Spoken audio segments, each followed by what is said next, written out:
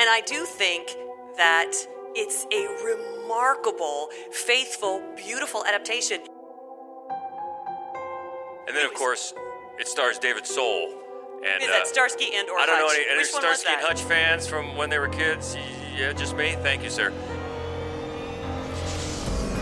This is the film that introduced that idea into vampire lore, which obviously just became accepted lore. I mean, that's how you kill vampires in any number of movies. And welcome, everyone, to this special edition of Fright Club at the Bexley Public Library. We're so glad to be here for the 100th anniversary celebration of the film Nosferatu with live accompaniment by the Alex Burgoyne Quartet. This is going to be fantastic. So glad to have them here. Yeah, let them hear it. She is Hope Madden. He's George Wolfe. And we are from madwolf.com and Columbus Underground and Good Day Columbus. And once a month, we host this Fright Club podcast at the Gateway. We're going to do a sort of a scaled-down version of that as about a half an hour or so as we get ready for this really tremendous marriage of sight and sound. Yeah, we're super thrilled to have been asked to do this today. And I want to point out to you that if you haven't had your picture taken, George doesn't count. By an official Bexley Library employee out with the glorious Nosferatu out front, you need to go do that so you can participate in the costume contest. Again, George's photos do not count. Man, do you have to repeat it? Do you want to repeat it again? And by the way, the prize tonight is some movie passes to the Drexel. Yeah. Which is very cool. So yeah, and if you haven't seen the statue, Nosferatu, out there, I don't know where you got that. That's awesome. It is awesome. So be sure to get your picture, and pictures will be judged while the movie's going on, and we'll announce after. So, and thanks to everybody that dressed up. This is fun. So we're just going to run down a few well-known movies and other pop culture items that have been influenced by this incredible film. Yeah, because obviously, I mean, this was really the first of its kind. And it was illegally made. Murnau didn't think that he needed to get anybody's approval to make the film. He didn't think that he was infringing on copyright because he changed some names, he dropped some characters. He was wrong. He was sued. And Prada, the distributor that made the film, went out of business. It was the one and only movie that it ever made because the court ordered all copies, all prints destroyed. But they had already shipped a handful of prints to the U.S., and those were the ones that were salvaged, and that is undoubtedly where the print that we're going to watch was made from. And it went on to just really inspire pop culture, and in particular horror films, forever. And outside of horror, we're mainly going to talk about horror, but I love, one of my favorite things about the second Tim Burton Batman movie is that Christopher Walken's character is named Max Schreck, who's, of course, the actor who plays Count Orlok, and that just filled me with joy the first time I saw it. And there are other non-horror movie things. We work the treehouse of horror into as many podcasts as humanly possible. Because it's awesome. It is awesome. And it's really in the way that the shadow works behind Monty Burns when he is the Count, which is actually, obviously, it's more of a tribute to Coppola's Dracula, but that's where it started. And his hairdo. And his hairdo. And then this is one of my favorite things, which I didn't realize for the longest time. Hey, boss! Can this little fella here take over my shift tonight?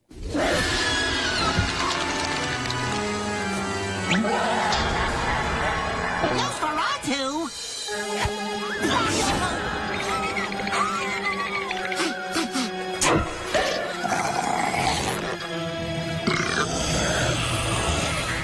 You got the job, kids.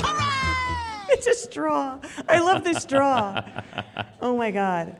But so, I mean, obviously, the film, it's been around for such a long time, and it's one of those rare films that even though it disappeared, immediately on its release, it was also considered a masterpiece from the first moment that it was shown. Right. And so it's not one of those movies like The Shining or some of the others that really were not accepted at first and then grew to have this following. People recognized it for the brilliant film that it was right away.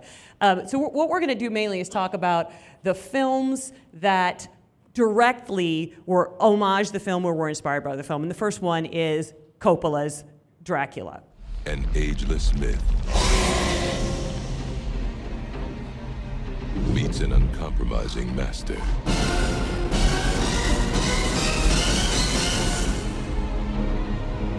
Francis Ford Coppola brings an undying legend to life. Dracula.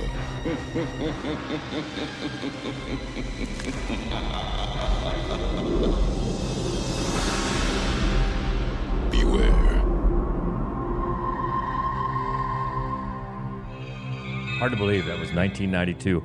But the cinematographer on this movie was Michael Ballhaus, and he wrote an autobiography a few years ago, and he said that Francis Ford Coppola's main inspiration and main influence obviously was Murnau's 1922 Nosferatu. And according to the cinematographer, he thinks this is the last great must-see movie by Francis Ford Coppola. Oh, I think that that's true. And I'm not sure how must-see it is, if I'm to be honest with you, although the cinematography is glorious. It is. And it's really, for me, I think that you can see Murnau's influence mainly in the first act, which again, for me, is the best part of the movie. I think that, you know, when they're still in Transylvania and he still looks like sort of somebody's weird grandma, but it's the way that the shadow plays behind him and does things that he's not doing, which I think is clearly an homage to the Nosferatu shadow in the original film is a character into itself. And I was just going to say, it's the first time anybody ever did that, but duh, it was 1922. And also, they take the first time that he rises from the coffin is pretty much right out of Nosferatu. Yeah, super fun. The movie has some flaws, mainly in the performances, honestly. If it was a silent film, it would have been gorgeous and perfect, but it's not, unfortunately, so. So that is number 5 on our inspirations for Nosferatu. Moving up to number 4, this one is a little bit different. We'll go the comedy route from 2014. It is What We Do in the Shadows. When you get 3 vampires in a flat, obviously there's going to be a lot of tension. The trouble with being a vampire is you have to be invited in. Come into the bar, please. Will you invite us in? We need some fresh blood. Hi, my name is Nick. I've been a vampire for 2 months. Nick, why don't you use the front door? You want to draw attention to this house, You've got a whole documentary crew following you around. You will not eat the camera guy, maybe one camera guy. When you're a vampire, you become very sexy. The writing and directing team here was the New Zealand duo of Jermaine Clement and Taika Waititi. And Waititi says that he based his performance on his mother, while Clement says he based his on Gary Oldman in the 1992 Dracula. And then, of course, Peter was based on Nosferatu. This movie is hysterical. I know that the TV show is also great. We've only seen the one episode that Tilda Swinton is in. We don't get to watch much TV. But the movie, I thought, was the most adorable thing. And one of the things I loved about it is how all of the vampires really, they really pull from different types of vampires across the vampire lore. And so I was waiting because we don't meet Peter for like 20 minutes. And I was like, and then when we did, I thought I love that. If I bring a broom, oh, it's a spinal column. It's hilarious. And I love that he doesn't really have any lines, but eventually he does show up. He's a decent flatmate for a minute. But then he dies, so I don't think he's in the series, which makes me quite sad. Yeah, and apparently they wrote about 150 pages of script, but it was mainly just broad strokes of outlines because it was heavily improvised, which, if you watch the movie, that's really no surprise. No, it isn't. But still, anything that Jermaine Clement or Taika Waititi obviously do, we're 100% in. And I know that one of the things that I love about, this is the first one of the influences we really get to have a good look at Nosferatu. Well, it was the first, obviously, big presentation of the sort of Dracula story. And most of, it predates the Bela Lugosi by about 10 years. And then most of the ones after that follow that Bela Lugosi sort of seductive type of vampire. And actually, it wasn't until the Christopher Lee version where we saw one that kind of resembles the Dracula that's in the novel. But I love this kind of naked mole rat. Like there's nothing seductive about him. He's just like, he's just terrifying. And I love that the teeth are in the front instead. Like there's everything about him. He's just like so repellent and so much scary, I think. And they say they had so much improvisation going on. They apparently shot about over 100 hours of footage, and it took over a year to edit it down to 90 minutes. So we get to see some of those outtakes are probably just about as funny. So we can move up. We'll move up to number 3. Number 3 is from 1979, and this is, of course, based on the Stephen King novel, director Tobe Hooper's Salem's Lot. Open the window. He commands it. Quiet little town of Salem's Lot. Oh, it's only all just happened since I came here. The Vampires are creating vampires. Hey, this thing is moving. Yea, though I walk through the valley of the shadow of death. Bill! Bill! Where are you, Benny darling? Mr. Barlow is on a buying trip, but the moment he arrives, you'll enjoy Mr. Barlow. And he'll enjoy you. Now, originally, legendary horror director George Romero was approached to adapt this book, but at the same year, 1979, there was announcements of Werner Herzog's Nosferatu the Vampire and John Badham's Dracula, so Warner Brothers decided to turn it into a TV miniseries, although it did have later a theatrical release. And it was actually, I mean, it's for TV, this was scary. Yeah. You know, I mean, in 1979, I find it hilarious that somebody decided that Toby Hooper should be Texas Chainsaw Massacre's Toby Hooper. Let's get him to put something that's going to be on regular TV on a weeknight. That is crazy to me. And it terrified people. And I love, you know, the great, super creepy James Mason. Like, we get so much James Mason before we actually see Mr. Barlow. And he just talks about him forever. You know, and if you hadn't read the book, and I had not read the book, you don't really know what you're in for. And then, but the whole time, James Mason, you're like, well, it can't be like this big sort of seductive Eastern European. Like, we already had that kind of elegant creepiness in James Mason. And then all of a sudden, when all of the world saw this Mr. Barlow, it's like, ah! He was terrifying. And then, of course, it stars David Soul. And is that Starsky and or I don't know Hutch? any Which one was Starsky and that? Hutch fans from when they were kids? Yeah, just me? Thank you, sir. Yeah, I was a big fan of Starsky and Hutch, so I Which was one all was he? into this. He was Hutch. He was Hutch. Yeah, he was Hutch. He was and of course, handsome and Hutch. one of the iconic moments from this, of course, is the floating outside the window. And they did that, they filmed it in reverse to give it that extra eerie quality, which it always does. And instead of wires, they put them on a boom crane. but that is, I think those two things, and the face of the monster and then the floating outside the window are always thought of with this. Yeah, those two, and then the guy in the rocking chair. Oh, yeah. Yeah, he was super creepy as well. It's a good. If you watch it now, it's pretty dated. You're like, oh, this is very 1979 on TV, but still, it has some very spooky moments. Yeah, and then when they did re-edit it for the theatrical release, they added a little bit more gore to it to get it in the movies. But I think you're right. Back then, for TV, it was pretty scary. Yeah. And getting somebody like Toby Hooper, that was a good stroke there for 1979. Number 3, Salem's Lot, both the miniseries and the theatrical version, heavily influenced by Nosferatu. So moving up to number 2, well, we just mentioned this, also from 1979. This is Werner Herzog's Nosferatu the Vampire. Der Fluch des Vampirs Nosferatu.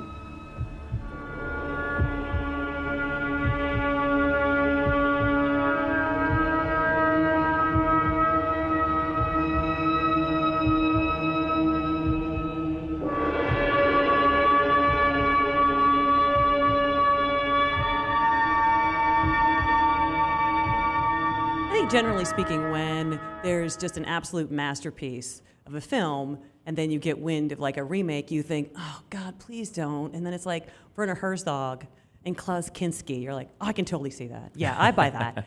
And I do think that it's a remarkable, faithful, beautiful adaptation, even to the degree that, I mean, the score in this movie is so unsettling, and it's just such eerie perfection. It feels to me like an ode to the idea that when you saw it in the first place, there would have been live accompaniment. There would have been, I think it really, it really embraces the idea of orchestral accompaniment to this film. The score is such a hypnotic part of this. And the cinematography as well. I mean, it's just spooky and amazing. And Klaus Kinski, I mean, it's hard to imagine an actor who manages so effortlessly to be as creepy and sort of insect-like as Max Schreck was. But he's perfect. He's perfect in this movie. Herzog makes some minor changes to the storyline itself and introduces some ideas that other films have picked up on since that I think it's funny that I'm like, it's 45 years old. I'm worried about spoilers.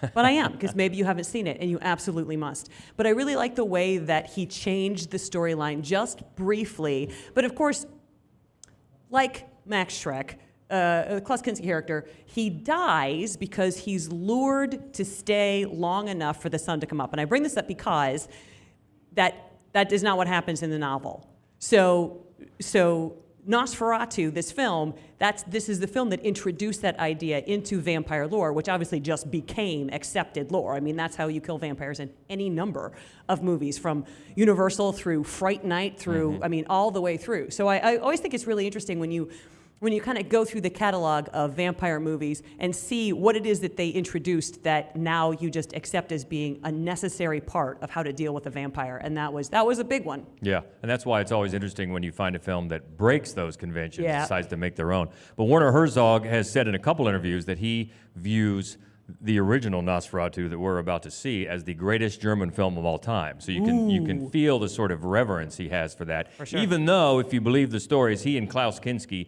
fought all the time on the set. On all the sets, on every set. And Klaus Kinski had to endure about 4 hours of makeup a day.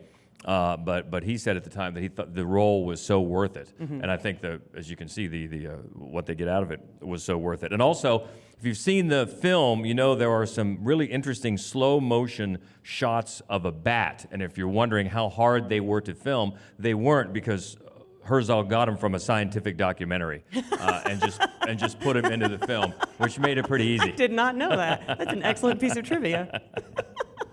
So that is number 2, a Nosferatu the Vampire from the late 70s. Late 70s, good stuff. Good stuff there. So that takes us up to the number 1 film on our list. And if you've seen it, you were probably guessing from the beginning. From 2000, Shadow of the Vampire. Meet Count Olaf. I'd like some makeup. Well, you don't get him. What is the matter with you? Where did you find him, really?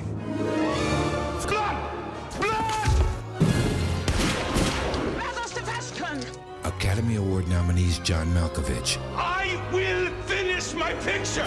and Willem Dafoe. This is hardly your picture any longer. Shadow of the Vampire. How dare you destroy my photographer? Why not the script girl? I'll eat her later. So long before the Blair Witch Project and their viral campaign, there was an urban legend went along with this original movie, Nosferatu, that Max Schreck wasn't an actor, he was actually a vampire, and that's what this movie plays upon. This is the most fun movie ever. It's such an incredible movie for fans of the original film. By the way, I would just like to say, if you haven't noticed my dress, I am a fan of the original film. What? You are not eligible to win the contest. I'm sorry. Damn it. Willem Dafoe is just such utter comic perfection in this movie. But it's such an incredibly brilliant concept for this movie. But it's not just, I mean, the execution from top to bottom is just outstanding. Eddie Izzard is perfect. John Malkovich is perfect. The whole cast is just stocked Udo with Kier. Udo Kier. I love Udo Kier so much. And I feel like a movie that homages Nosferatu you just have to pack the cast, which is as many just like cinematic weirdos as you can get, and there's no better cinematic weirdo than Udo Kier. He was, everything about this movie is just, it's hilarious, it's dark, it's incredibly clever, and the execution is spot on. If you haven't seen this, oh my God, please do. And Dafoe is so great. He got nominated for an Academy Award. His makeup is fantastic. His look is great, and it plays upon that legend that grew out of the Nosferatu, the first film, and about Max Schreck, and all sort of rumors flew at the time that Nosferatu was his only film he ever made, which is not true. No. He was already a stage and screen veteran, and he did many non-vampire roles after this. But, you know, when a legend gets going, and that's what this movie has so much fun with. And as you can tell by the trailer, if you haven't seen it, it's also funny. It is really funny. And I love that Nicolas Cage was a producer, which I don't know if I knew at the time. I didn't. It was the first film that he produced. That's really funny, because of course he's going to be Dracula in an upcoming film. And you know that Robert Eggers, brilliant filmmaker that he is, he's remaking. That's the one he's just casting right now. So he's also remaking Nosferatu. It's supposed to come out, I think, in 2 years. Yeah. So he has not done a bad movie yet. If anybody was going to remake it well, I think it could be him. Yeah, and if I remember right, this movie, Shadow of the Vampire, is not very long. It doesn't have a very long running time, but there was a very interesting deleted subplot that involves Murnau's cabaret performer, a lover, revealed to be the one who inspired him to make Nosferatu and the vampire who created Max Schreck. So that would, I know, it seems I wish funny. we would get a director's cut with all of that. I would Maybe love we to see could. that. Maybe we could. It was interesting they deleted that because, like I say, I don't think the running time is very much at all on that movie. But if it just didn't add anything to the movie, it is pretty perfect the way it is. It is pretty perfect. But I'd be interested in seeing how they work that out. But yeah, that is for sure our number one on the list of films inspired by the one we're going to see tonight. Nosferatu from 1922, celebrating its 100th anniversary. If you would like to, please feel invited to join us. We do one of these live events every month at Gateway Film Center. We talk about whatever our topic is, and then we show one of the films that we talk about. So this coming, on the 11th, we're going to talk about Conjuring's Gone Wrong, and then we're going to show a film that represents that, and it's called Deathgasm, and it's really, really funny. And then, but we do the second Friday of every month. Have a little happy hour. We do a podcast just like this. We show one of the movies. Sometimes it's more than a little happy hour. And then, sometimes it's a really happy hour. And then sometimes the podcast gets really happy. But it's a lot of fun and great community as well, so we'd love to have you. And you can always find all the info on, you can follow us on Facebook. We're Mad Wolf Columbus, and all the main website is madwolf.com as well. So we keep the Fright Club going all year long. That's right. Thank you so much. We really appreciate Bexley Public Library having us out, and we're Thank you super very much. excited to watch Nosferatu and to listen to the Alex Burgoyne Quartet. And thank you to everyone who got into the costume contest. We'll be announcing those that winner here a little bit later. But yes, thank you again. Enjoy the Alex Burgoyne Quartet as we enjoy the original Nosferatu. Thanks again. Hello, darling. This is Elvira, Mistress of the Dark. And stay frightful, my friends.